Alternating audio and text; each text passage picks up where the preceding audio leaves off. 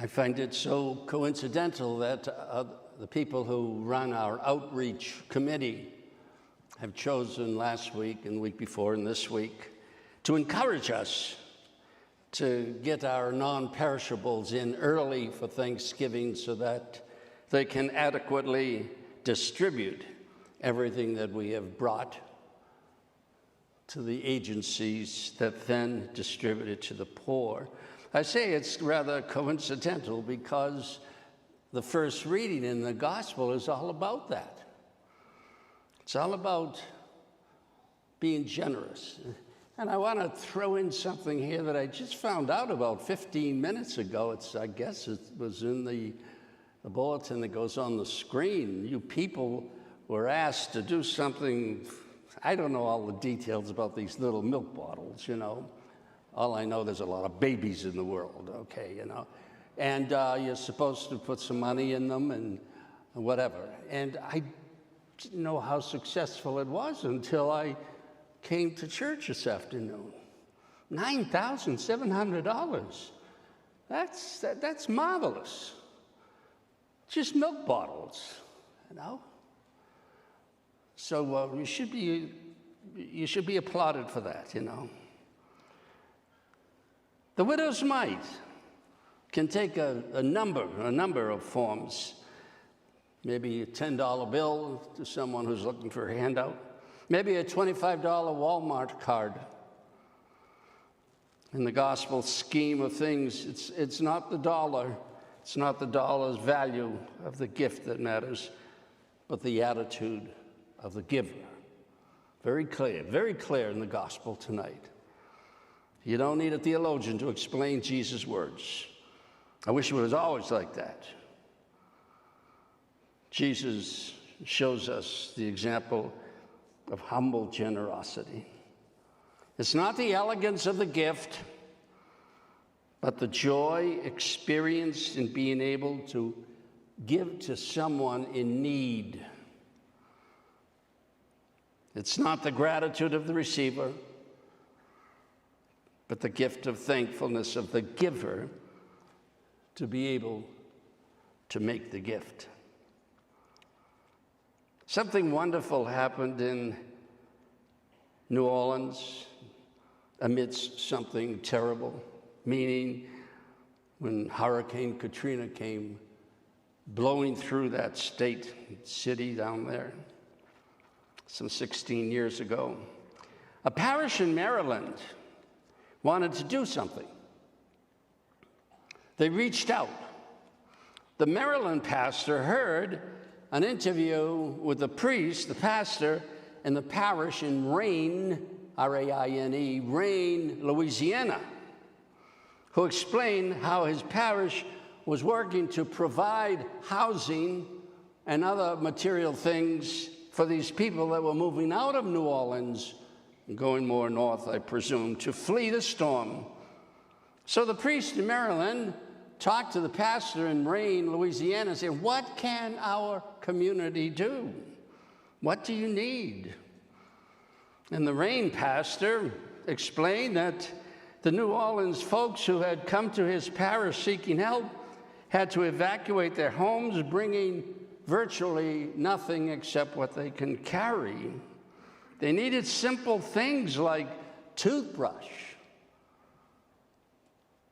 underwear, clean socks, a shirt.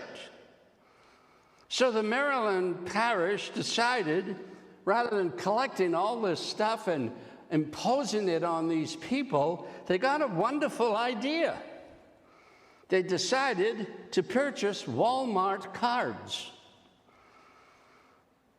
$20 and $50 in the amount of the cards. And send it down to that parish so the people can buy what they want to buy. And the parish in Maryland raised over $25,000. Walmart ran out of cards. And they had to call down to their corporate headquarters in Arkansas to send out more cards. What a wonderful idea. The Louisiana pastor said that, wow, he was the most popular man in Louisiana for a few weeks. And the parishioners in Maryland were thrilled to be able to do something practical and immediate. The gospel reading contains a double-edged sword.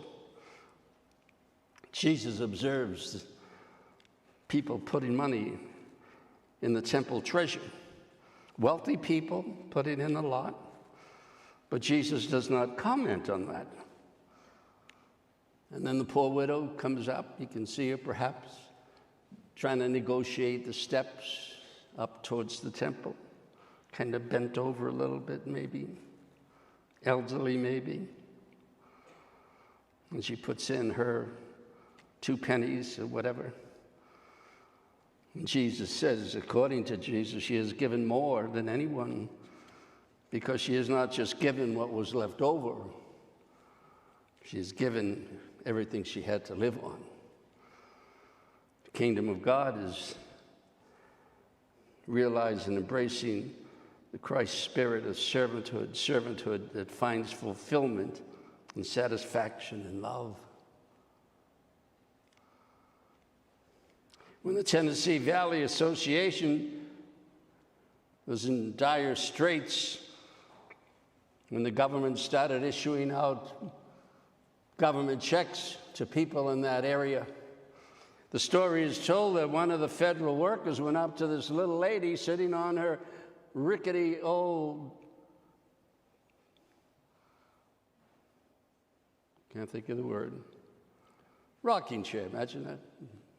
Rocking chair, sitting on her broken porch. And the federal worker said, "Ma'am, if I give you a federal check, what are you going to do with it?" And she says, "Well, I reckon I'm going to give it to somebody who needs it more than me."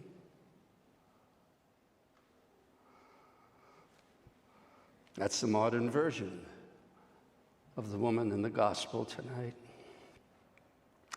God will not be outdone in generosity. Sometimes we become beneficiaries of obvious blessings, as was the case in the first reading, where the prophet said, "You're not going to run out of bread and oil and flour for over a year." At other times, we simply continue living life as usual, like the woman who gave her 2 cents, who was unaware of the commendation and the blessing and the wonderful words that Jesus said about her.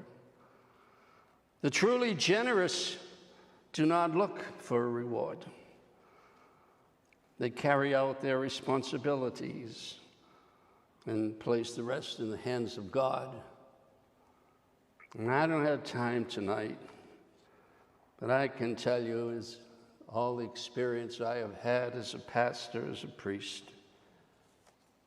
God will never, never undo your generosity.